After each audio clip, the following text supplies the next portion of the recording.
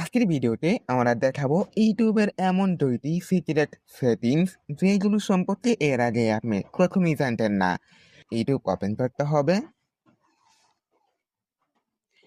YouTube open করার পর নিচের দিকে দেখতে পাচ্ছেন প্রোফাইল আইকন রয়েছে, এখানে ক্লিক করবেন।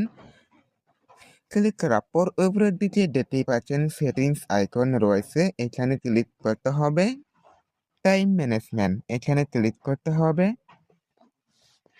আপনি যদি ইউটিউবে প্রচুর পর্যন্ত শর্ট ভিডিও দেখে টাইম নষ্ট করে থাকেন তাহলে নিচে দেখতে পাচ্ছেন ডেলি লিমিট, এখানে ক্লিক করবেন। প্রতিদিন কই ঘন্টা এবং কই মিনিট শর্ট ভিডিওটি দেখতে চান তা এইখান থেকে সিলেক্ট করে নেবেন। তো আমি 30 মিনিট সিলেক্ট করে দিব। এরপর আপনি যদি চান যে আপনি লং ভিডিও কত মিনিট দেখতে চান, চাইলে সেই সেটিংসটা অন করার জন্য উপরের দিকে যে সেটিংসটা রয়েছে এই সেটিংসটা অন করবেন।